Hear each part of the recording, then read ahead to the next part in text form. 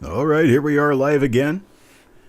It is the 1st of September at 8:45 p.m., 8:45 p.m. Eastern Time. We're about to go through reveal number 312. 312 is a 1961D. It's an original machine wrap roll from 1961D, so we have no idea what comes inside.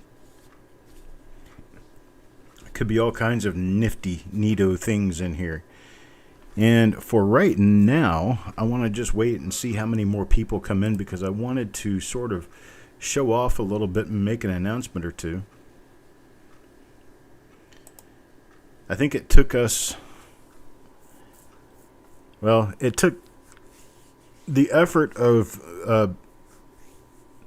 Bob, myself, and to some extent,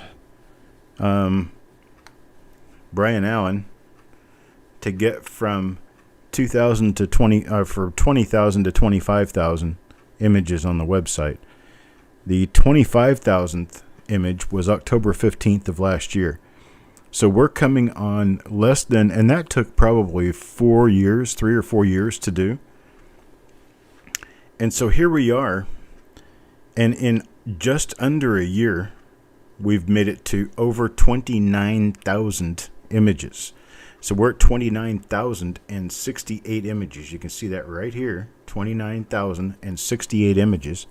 And we have 3,772 die varieties listed on copper coins.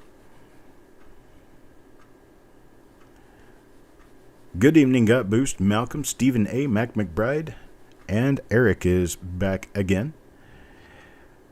Most of the achievement from the 25,000 to the 30,000, which we should hit within a month, because we've got less than 100 images, or less than 900 images, less than 900 images to do. And it may be doable, but much of that is to the credit of Eric Beyer, who has been doing a bang-up job on photographs lately, been doing a lot of photographs for the website, and to Brian Allen, who's also been doing a large number of photographs for the website, listing new things on the website. And if we go to view recent additions, you can see that there's a relatively long list of newer stuff that's been added to the website, all different dates and mints. And if we go into one of them, we can see what's been done. I can tell by looking at the photographs who took the photographs. But as a little hint to you guys, the ones who are our most fervent followers, if you look right down here under the registered trademark of copper coins, you'll see a set of initials. That EB there means that's an Eric Beyer photo. So Eric has taken a lot of photos of newer dies for this website. Here's a 1960D RPM number 213, relatively new RPM. It's a split lower and slightly split upper serif. Also, Eric Beyer photographs. If we look further on down here, let's see, here's a 1943D RPM. This is Brian Allen photographs. Now, the photograph looks a little oddly colored, but that's okay. It's the detail we're after, not necessarily the color.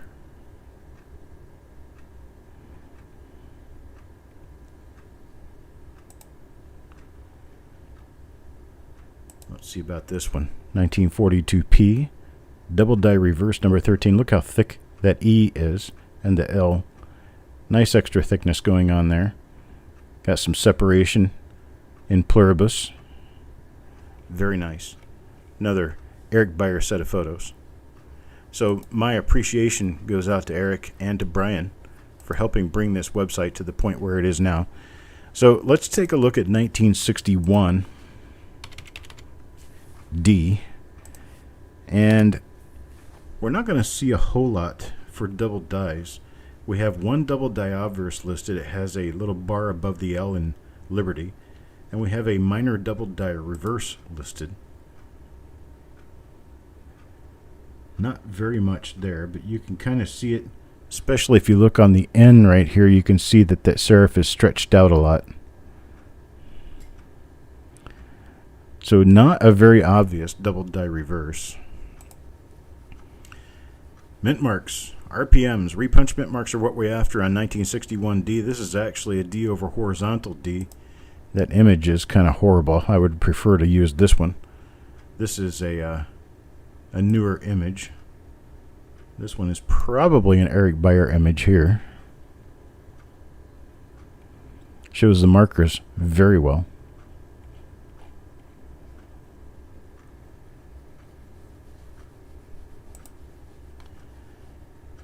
But there's another 61D. That's number 2. Here's number 3, number 4, number 5, and then number 8 is a nice one too. 7 and 8. They show mint marks to the north. So if you see any humps or lines up to the north of the D, decent chance you've got an RPM. There's a number of 1961D RPMs. This one's difficult. Number 9.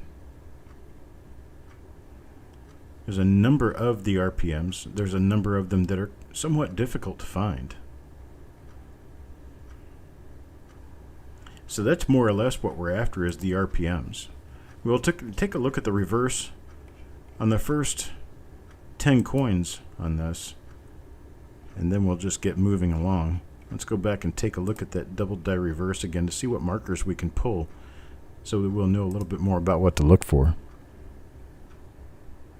Okay, you've got the doubling on the ON of 1 and on the E of 1 over here.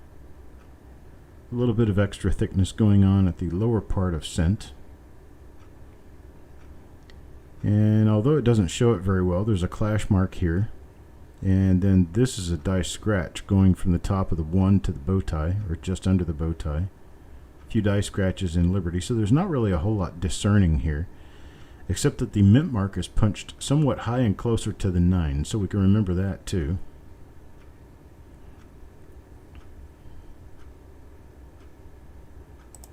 And so that's what we're looking for. Here's our roll. And I'm going to go ahead and use my tool to get the roll open.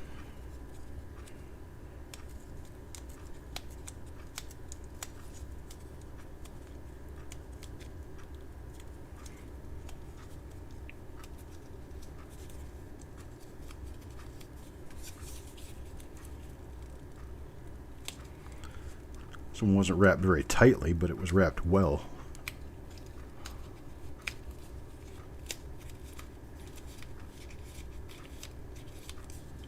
Alright, there we go. Wrapper over the coins.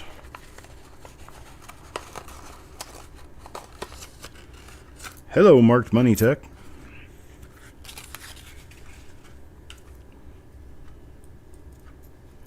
Alright, coin number 1 is going to go to Yo Man. Yo Man gets coin number 1 in this roll. Let's take a look at coin number 1 and see what we see. Good luck, everyone. Let's hope we find a number of nice die varieties.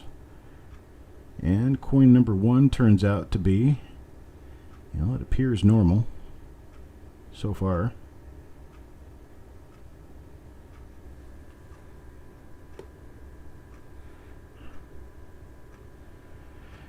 No eyelids known, but we're going to look anyway.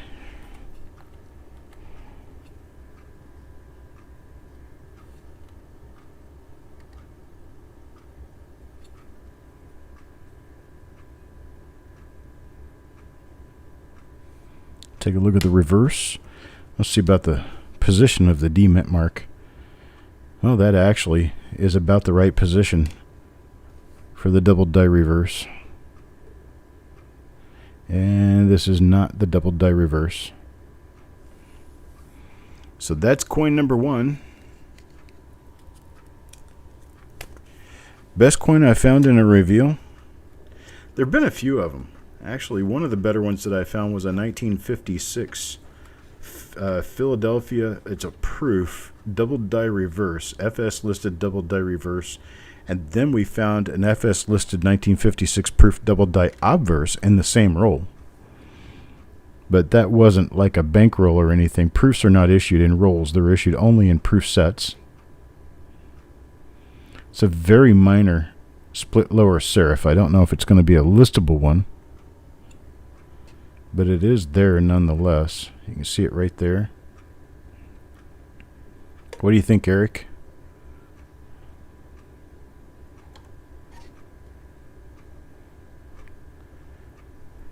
Eric, you want to work with this one? It's pretty minor, but it's there. Just a little difficult to see. I think I'll pass. Yeah, I think I'll pass on this one. This one's too minor.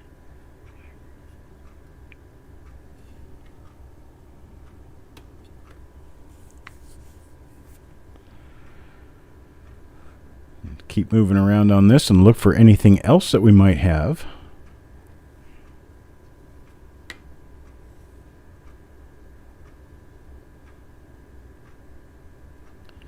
And we have nothing on the reverse either.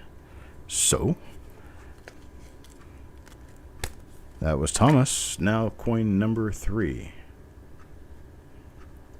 You were asking about the camera, about the scoping camera. The microscope I used came from Amscope.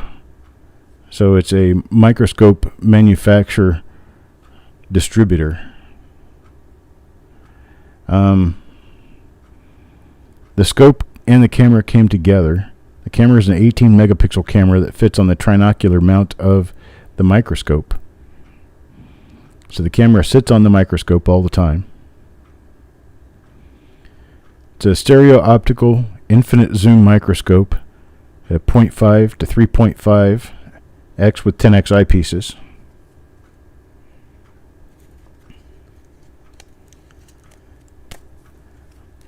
I think the retail price on it is something to the tune of $1,500 thereabouts, maybe more. And the price I paid for this package was about $800, including shipping and postage and everything.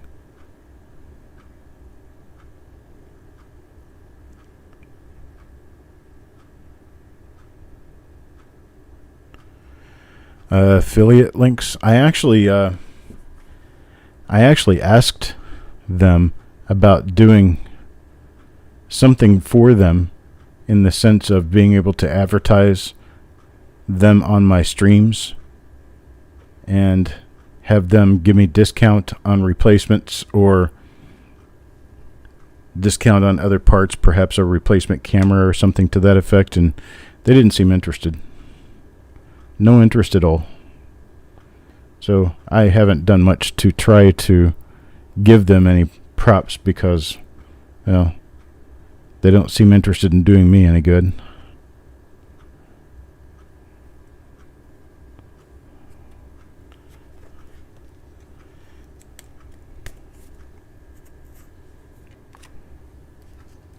Here's coin number 5 now. For Ted.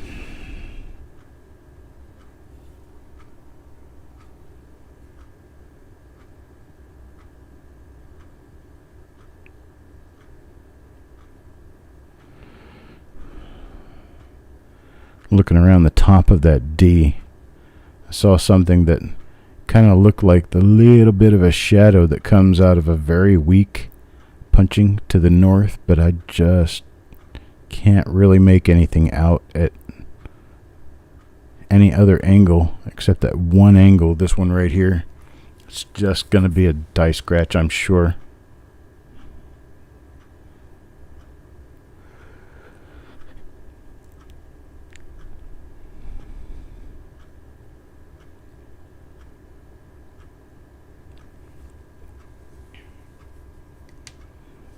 Well, that's coin number 5.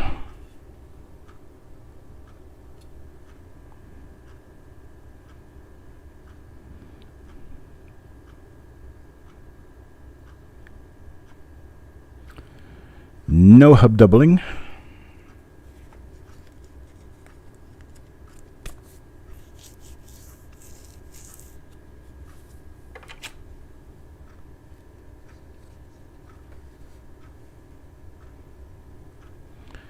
Here's coin number 6. This one goes to Eric. God, I can't seem to get the focus straight up on all these. Seems like it changes coin to coin.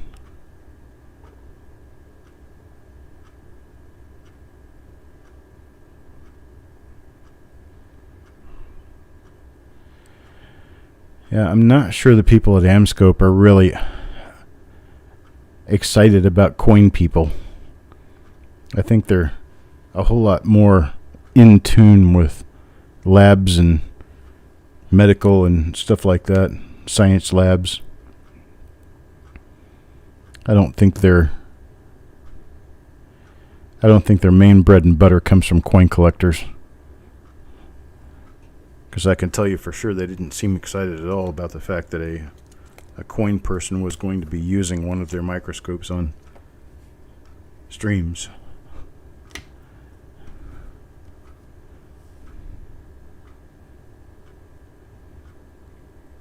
There's an interesting bunch of die gouging going on there. I don't even know what that is. That's weird.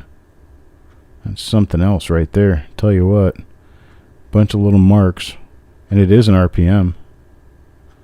That is a lower split serif RPM with a bunch of interesting markers.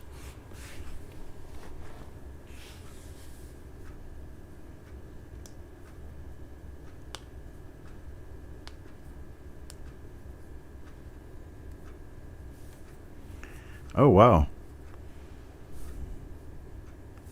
Tornadoes. Never fun. Been around plenty of them.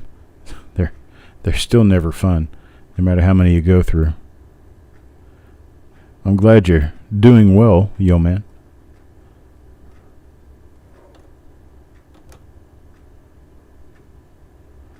Okay, we're going to pull this. This is a really interesting coin. Very interesting die there. No, it's not a struck through. A struck through would actually be sunken in on the coin. This is raised. This is damage to the die. I'm not exactly sure what caused this.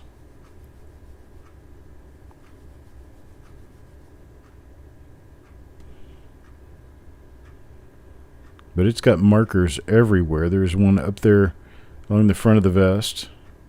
There's one under the 6. There's one running through the 1. There's one under the bust over here.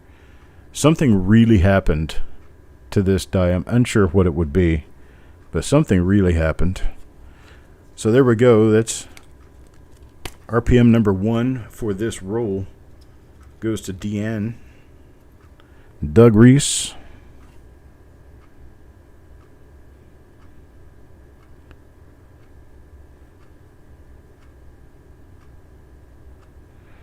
Yep.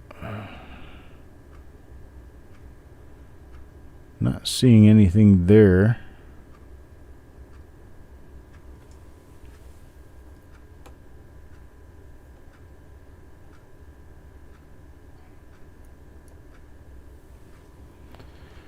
Make it a little easier to see everything.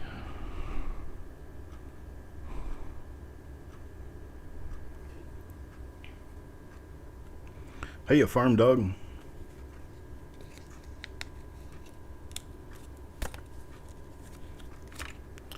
Now for number 9, Jeff Dunn. See what we got for Mr. Dunn.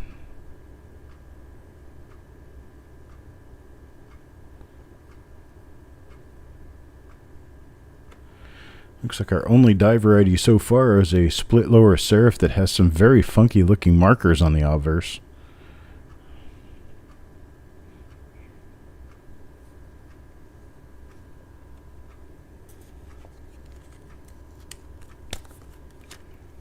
Now number 10, Ted Evans.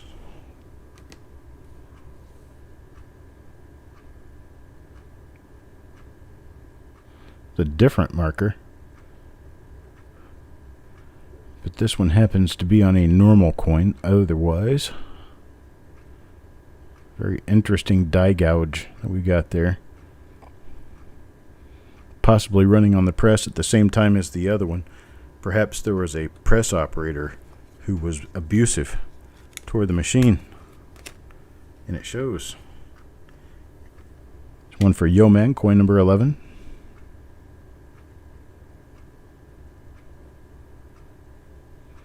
Lots of die scratches. Otherwise, looks pretty normal.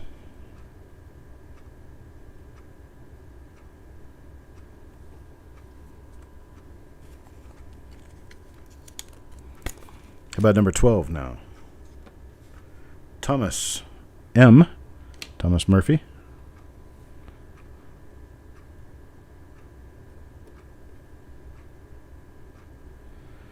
Little struck through down below the mint mark. And I don't see anything else on this one.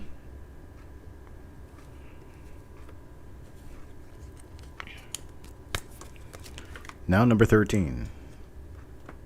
Randy.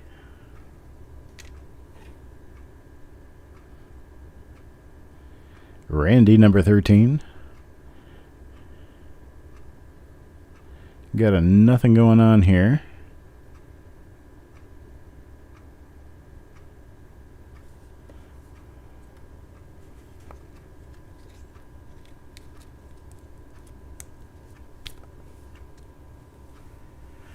Stephen, no, not generally, because I something a lot of people do and other people don't know about me is that I have a form of autism that kind of it really puts certain things in total order in my head, and my head only understands things basically one way.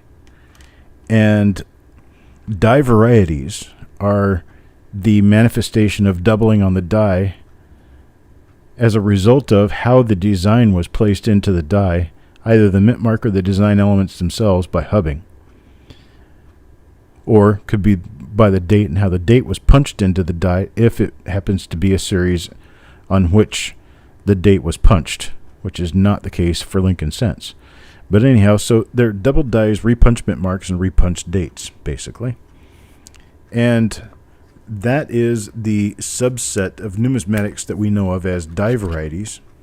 And that is the subset of numismatics that I chose to specialize in and take the most interest in. Now, anything like those heavy gouges on the die or other anomalies on the die, like cracks, split dies, clashes, stuff like that, is stuff that other people might take interest in, but it's not something that stops me because I am a die variety hunter. I don't do anything else with errors and struck throughs and stuff like that. I just don't mess with them. I guess you have to specialize in something. I realized that at a very early age, and so I decided my specialty was going to be in die varieties. And so that's really all I've ever messed with. Die varieties of the Lincoln Cent. Okay, we've seen this die before. Got that big curved die gouge up above the one there. Now, I do use that stuff as markers to help me determine the identity of a die if it has doubling on the die. And the only reason I pulled out that coin that had the odd mark on the one is because it was an RPM, not because of the marks on the one. Those marks on the one are merely markers to me to help me determine the RPM. So there's another one of the same die, again, that we just pulled. So while I don't poo-poo the idea of people collecting that sort of thing and keeping that sort of thing, it's just like the buy errors with the die break and the word liberty. I don't keep any of those. I don't keep them because they're not something that piques my interest. Never have. There's one for Jim Fletcher.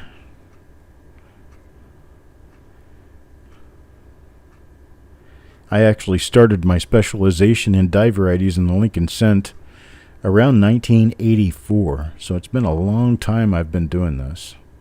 83, 84, somewhere around in there.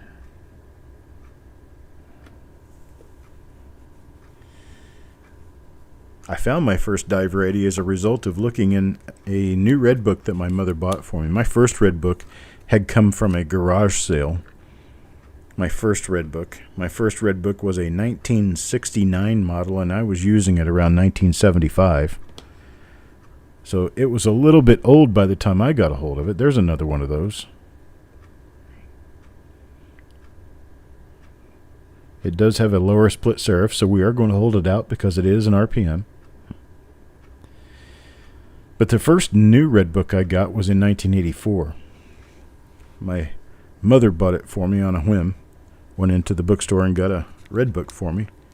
She said, it's probably time you replace your coin guide. I said, okay. So I was reading it cover to cover as if there was some discovery to be made in that book. And sure enough, a discovery was made. When I went through the Jefferson nickel section, I was looking at, well, the 1939D is worth a little bit more. The 1950D is the key coin, and I don't have one of those. Bummer. And what's this? 1939 double Monticello. What does double Monticello mean? Well, I knew the Monticello was on the back of the coin, so I flipped it over and took a look. Didn't really see much of anything there. But I looked at it with my magnifying glass, and I noticed that the lettering, all the lettering below the word, or of the word Monticello, was very heavily doubled. And I thought, that's got to be what that means, double Monticello. And so I took the coin, put it in a special book, took it to a dealer, had the dealer take a look at it for me. And sure enough, that's exactly what it meant. The doubled Monticello. At the time in 1939, in the condition that this coin was in, would have brought about 50 cents. This particular coin was $17 in that condition. That's a lot of difference in value. I thought, that must mean this thing is pretty scarce if people want them like that. Here I am, 14 years old, looking at this coin, and my head is just racing. How many other coins like this could I possibly find? Well, the next year, Mr. John Wexler puts out a book called The Lincoln Cent Double Die. And I thought, well, okay. I got my coin world sitting here in front of me. I'm a super duper collector now. I need to order a book. $16.95. I thought, wow, that's not cheap. $16.95. All right, so let me get this book and see what all it's about. I did. I ordered the book. And when I got the book in and started looking through it and realized how many different double dies John Wexler had listed for Lincoln cents and photographed for that book, it opened an entirely new world for me in collecting. That a lot of the stuff that I had in socks and bags and sandwich baggies and everything else, I mean, I had coins everywhere. I thought that stuff was just common stuff until I was awakened to the idea that there could be real value in those coins. So I started going through them. And soon enough, eventually I found a 1971 double die. I found a few other pretty nice looking coins, double dies and stuff. And I saw articles. This was run about 1987, 88. I saw a couple of articles written about the recent double dies. One of them was the 83 double die reverse. The other was the 1984 double deer.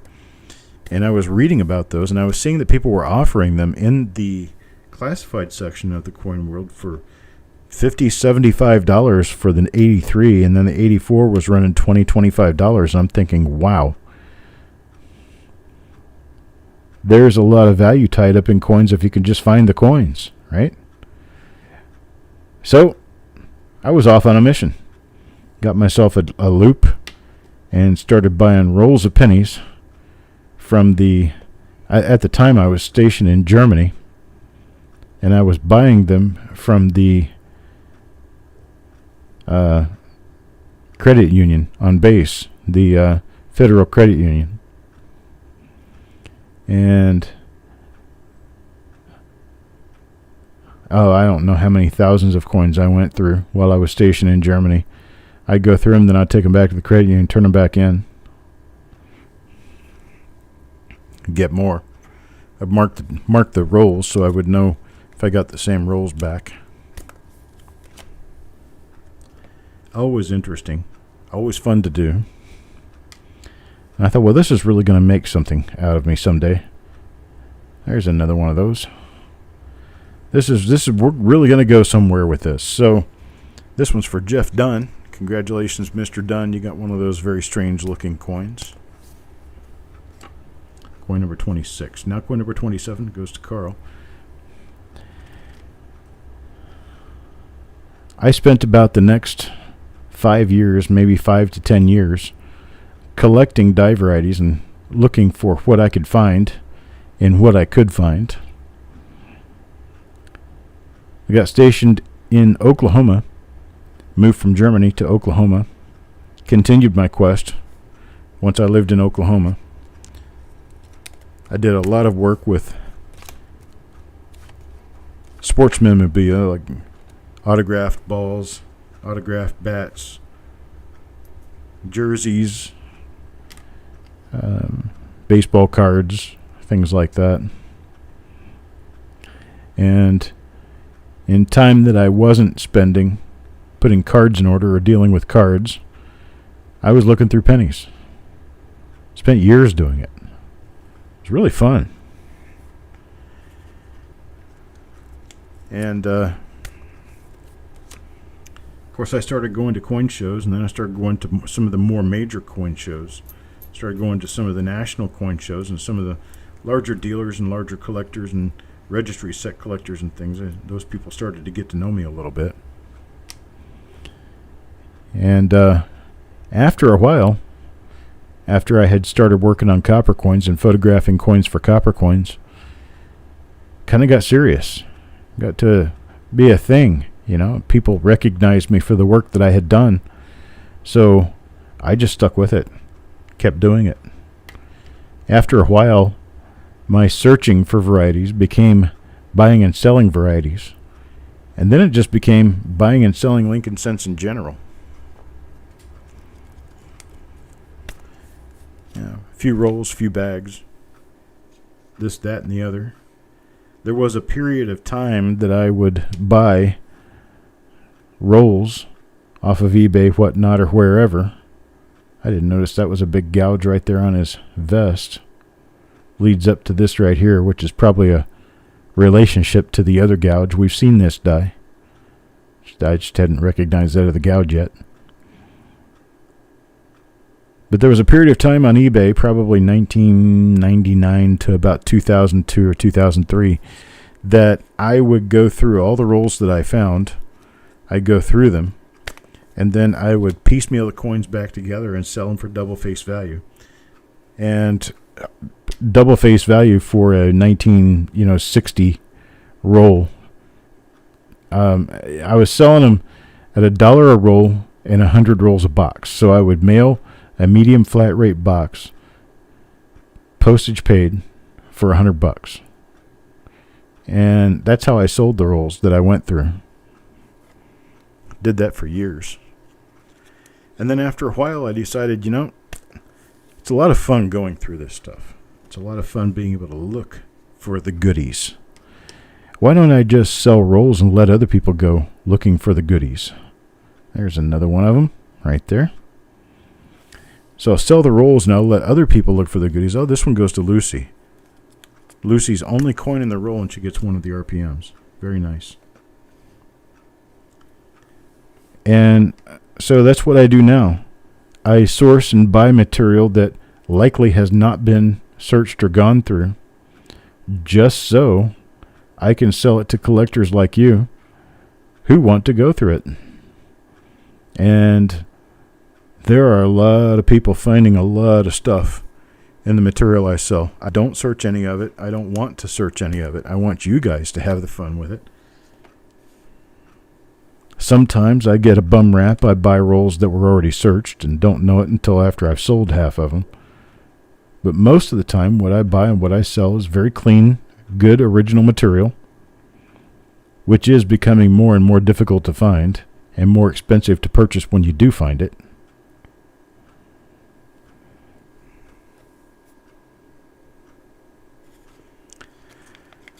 But that's what I've been doing since 2013.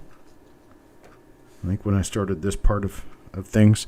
Still working on the website on Copper Coins. I've been working on Copper Coins since I started the website as a small HTML project in 1997. I started that. It was on my local web host for my dial-up service. I used a 1 megapixel camera that cost almost $1,000 to take the photos. And I swear to you, I didn't think it'd ever get any better. I thought that was the best thing since sliced bread. Nothing was ever going to top that. Then I found a 5 megapixel camera. Now I use an 18 megapixel camera and stream it live. Lots of things change over the time. Well, thank you, Stephen. And to Marked Money Tech, I appreciate all of you guys, really. And girls. Ladies and gentlemen, how about that? My wife doesn't understand what I do. She does to a certain effect. She knows what a double die is. She knows what an RPM is. She claims that she would be better off if she didn't know what that stuff was, but, you know, when I pass, she's going to have to know what to do with the stuff. She's going to have to figure something out, right? So I think it's a good idea for her to know at least a little bit. And while she doesn't necessarily understand what I do or the details of what I do, she is indeed proud of the fact that her hubby helps people in their hobby. It helps people understand their hobby better. And it's fun. She knows I have fun with it. We have a little inside joke thing.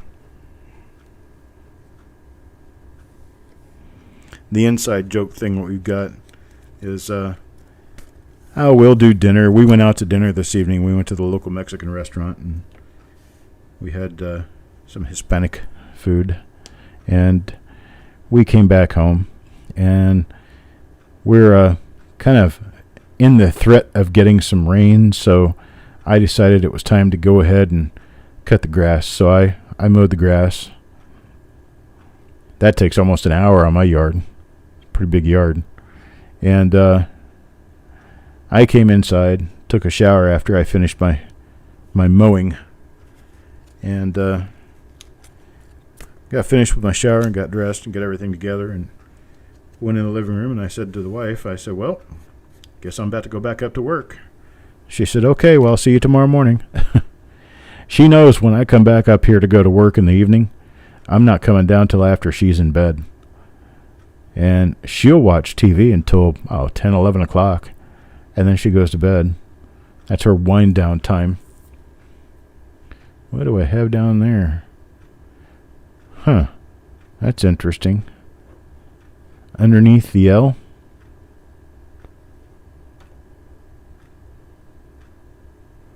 That could be a bar down there of some sort or another. Eric, you seeing this? Is that a bar or a gouge or what? I'm kind of thinking gouge now that I'm getting a better look at it. Yeah, never mind. It's a gouge. Sorry, Randy.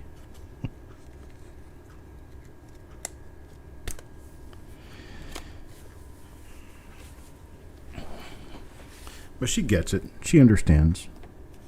She sometimes wonders if I could put as much energy into like filing my VA disability claim or getting my numbers together for the tax man, those kinds of things. She'd like to see an equal amount of determination to get that sort of thing done as I have in getting my auctions together and getting my auctions done. She comes to me and she says, oh, How are things going today? And I tell her I'm busy. She says, you're always busy. Why do you do that? I said, why do I do what? Why do you put so much work on yourself? I said, dear, my dear, you have to understand, I sell pennies for a living. She said, okay. I said, no, pennies. She said, all right. They're not gold. They're pennies. She said, okay. I said, a lot of the pennies that I sell, if you break it down coin for coin, they sell for an average of about 3 or 4 cents a coin. So I have to sell a lot of pennies to make a living. She says, okay. And I said, so that's why I spend so much time doing it.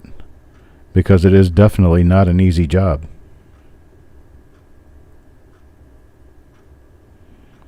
Definitely not an easy job. This particular type of work is definitely not for everybody. My wife never says penny for your thoughts. My wife never even mentions pennies if she can get away with it. She's too afraid that I'm going to give her an education in the classes of hubdoubling.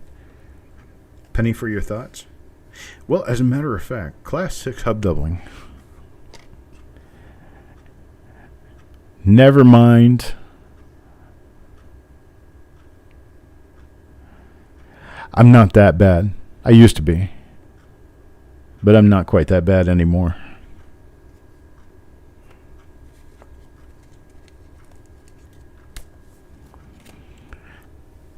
She said, do you ever think of anything except pennies?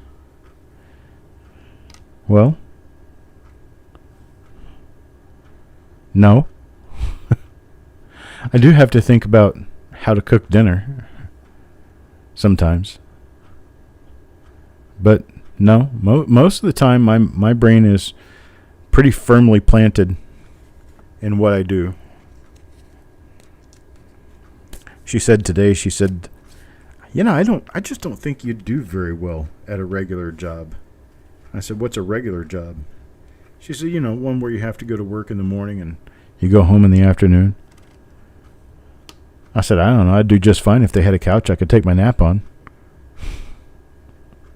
Hey, look, there's another RPM. That's a nice one. A split lower serif there. That's one we have not seen yet in this roll. Not sure why it's just now showing up, but it is a nice RPM.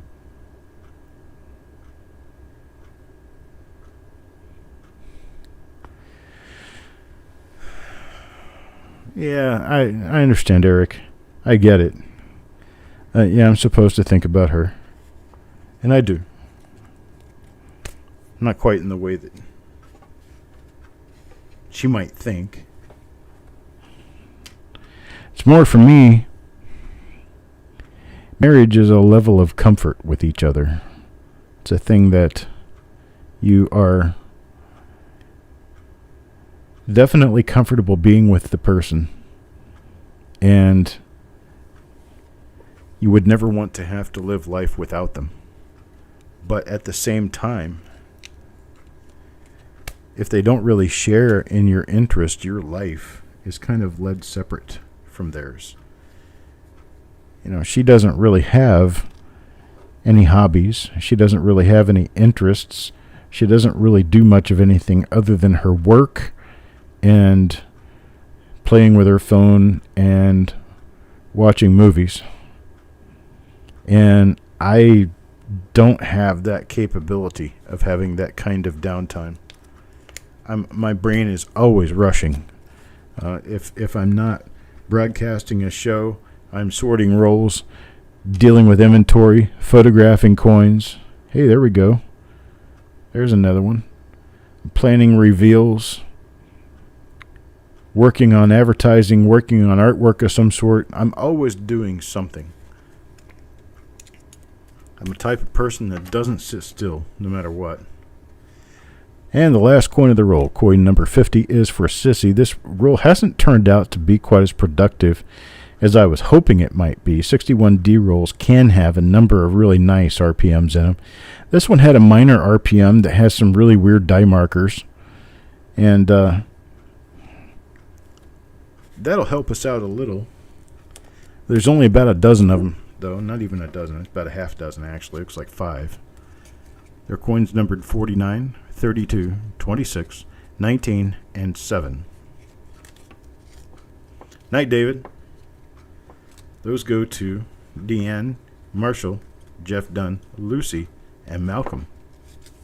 And then the other RPM that I found that is an anomaly in this particular roll goes to Sissy. It's coin number 46. I'm going to put it with those other ones, just stack them all up there together. And then they're going to go against the grain of the rest of the roll, which was normal. Probably, I'm going to guess 44 coins. Split these in half and run them each direction, and then put this on the end of them. And there we go. That's what we have. I appreciate it, folks. That's going to be it for tonight. And I will be back tomorrow morning at 11 o'clock, where we will open roll number 313. And then mid-afternoon, I will do a 314. Then we'll have an auction tomorrow evening. There will be an auction tomorrow evening. I will be hosting the auction. It will be rolls. So if you want more rolls, if you're looking for rolls, show up tomorrow, especially BU wheat rolls. We're going to have some nice BU wheat rolls tomorrow. So I appreciate it, folks. You guys have a great night, and I will see you in the morning.